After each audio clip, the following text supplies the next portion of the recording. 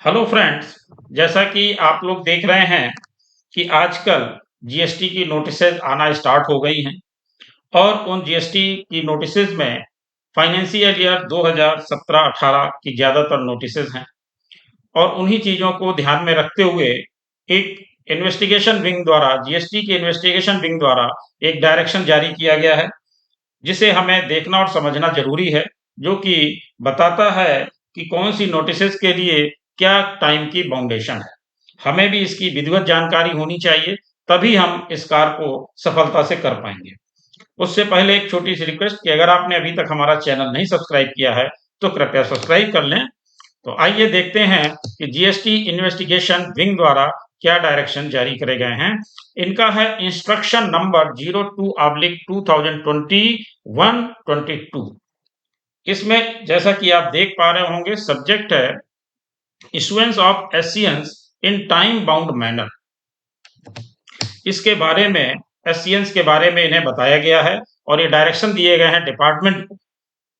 A detailed analysis to pursue trends in cases of GST evasion and fraudulent ITC availment booked number of SCNs issued against for the financial year 2017-18 with effect from July 2017, 2018-19 and 2019-20 have been made, and it is observed that in GST evasion cases booked in the fraudulent ITC cases booked during the above mentioned periods, SCNs have been issued only in few cases.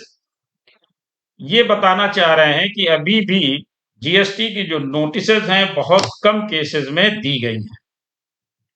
अब करना क्या है, 2.1 में ये बता रहे हैं apparently cases of ITC frauds और GST evasion are covered under the provisions of section 74 of CGST Act 2017, the extended period clause.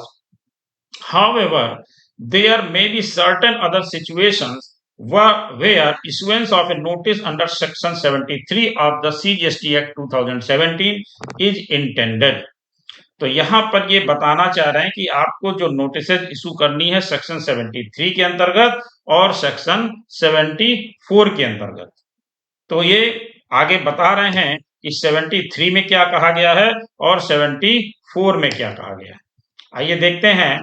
Kind attention is invited to subsection 2 of section 10 of the section 73 of the CGST act 2017 which read as under.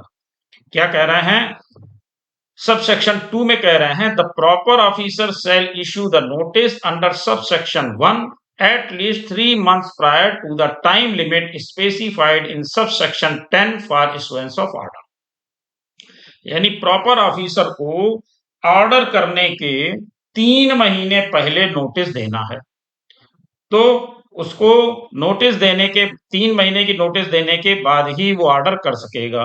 तो इनका कहना यह है कि अगर हम time से notice नहीं दे रहे हैं तो क्या होगा। अब इसी के बाद ये सबसेक्शन 10 की बात भी कर रहे हैं। The proper officer shall issue the order under subsection 9 within 3 years from the due date for furnishing of annual return for the financial year to which the tax not paid or short paid or input tax credit wrongly availed or utilized relates to or within 3 years from the date of erroneous refund। तो यहाँ पर इन्होंने clear cut ये बताया है कि notice कब तक दे सकता है, ऑर्डर कर सकता है 3 साल तक और नोटिस दे सकता है 3 साल से 3 महीने पहले तक, यानी उसके पास टाइम है 2 साल और 9 महीने। तो ये इन्होंने बताया कि नोटिस आप टाइम से दीजिए। अब इसी के बाद 74 की भी बात कर लेते हैं। Attention is also invited to subsection 2 and subsection 10 of the section 74 of the CGST Act 2017 which read as under। 74 पढ़ने से पहले मैं एक चीज आपको और बता दूं कि अंत तक देखिएगा वीडियो को, क्योंकि इसमें आपको डेट कहां से काउंट करनी है ये 74 के बाद में बताने वाला हूं। इसमें जो सबसेक्शन 2 की बात कर रहे हैं, the proper officer shall issue the notice under subsection 1 at least 6 months prior to the time limit specified in subsection 10 for issuance of order। यानी ऑर्डर इशू करने के 6 महीने पहले नोटिस देना है। किस सेक्शन में? सेक्शन 74 में। अब इसका सब सेक्शन 10 क्या कहता है?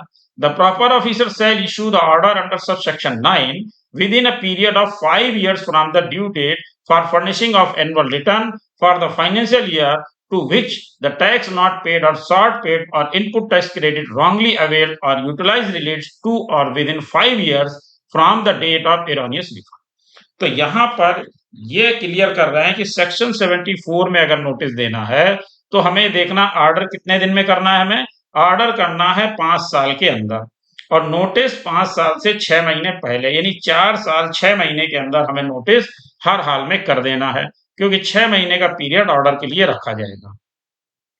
अब देखिए इसको हमें काउंट कैसे करना है, ये भी आगे इन्होंने बताया है। Further, the last dates of filing of the annual return under Section 44 of the CGST Act 2017 for the financial year 2017-18, 2018-19 and 2019-20 are as below. क्या है? 2017-18 के लिए 5 या 7 फरवरी 2020 थी, notification number 06/2020 central tax dated 3 फरवरी 2020 को। तो 3 फरवरी 2020 को जो नोटिफिकेशन आया था उसमें 2017-18 की लास्ट डेट बताई गई थी, तो हमें उसको देखना है। दूसरी बात, 2018-19 के लिए क्या लास्ट डेट थी? 31 दिसंबर 2020, जो कि notification number 80/2020 central tax dated 28 अक्टूबर 2020 को है। उस नोटिफिकेशन से देख लेना है कि हमें 31 दिसंबर 2020 की लास्ट डेट दी गई थी 2018-19 के लिए। 2019-20 के लिए लास्ट डेट क्या दी गई थी? 31 मार्च 2021, जो कि हम देखेंगे notification number 04/2021 central tax dated 28 फरवरी 2021 से। तो ये डेट्स हमें याद रखनी पड़ेंगी कि इनकी कौन कौन सी लास्ट डेट थी, उसी के हिसाब से हमें काउंट करना पड़ेगा। क्या काउंट करना पड़ेगा? समय काउंट करना पड़ेगा, 3 साल और 5 साल वाला।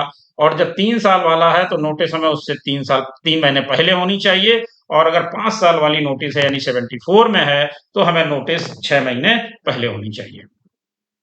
Board has examined the matter in the background of issuance of SCN in minor number of cases booked/deducted as mentioned above. It may be seen that the last date for filing of annual returns for the financial year 2017-18, 2018-19 and 2019-20 is already over. इनका कहना है कि जो annual return file होने थे वो 17-18, 18-19 और 19-20 का ऑलरेडी टाइम ओवर हो चुका है, यानी नोटिसेज आप स्टार्ट कर सकते हो। तो ये इसीलिए इनको इंस्ट्रक्शन दिए जा रहे हैं कि आप नोटिसेज स्टार्ट करिए 2017-18, 18-19 और 19-20 की। As a result, the time limit of 3 years, 5 years for issuance of order under Section 73 and Section 74 of the CGST Act 2017 has already kicked in. If the issuance of SCNs is pushed to close proximity of the end date's last date, it may leave very little time with the adjudicating authority to pass order within stipulated period mentioned in subsection 10 of Section 73, Section 74.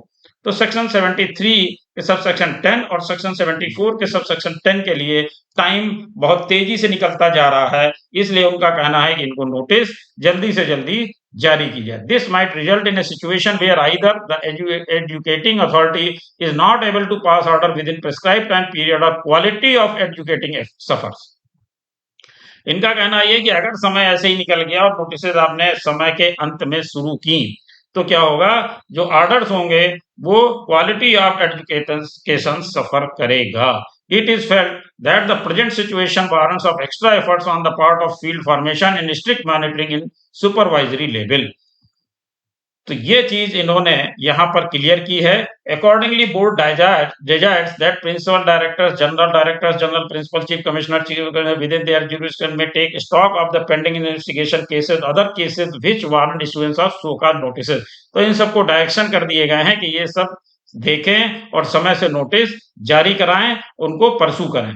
Issuance of SCNs well before the last date, ये देखिए यहाँ पर इन्होंने highlight भी किया है कि issuance of SCNs well before the last date, यानी लास्ट डेट से पहले हर हाल में इशू होनी चाहिए, जिससे नोटिस समय से जाएं और उनके ऑर्डर भी वो कायदे से हों, स्पीकिंग ऑर्डर हों, उनमें सारी चीजें मेंशन हों। और उसका इन्वेस्टिगेशन ठीक तरीके से किया जा सके, इसलिए ये डायरेक्शंस दिए गए हैं और हम लोगों को भी इसी के हिसाब से अपनी प्रिपरेशन को स्टार्ट कर देना चाहिए। Thank you.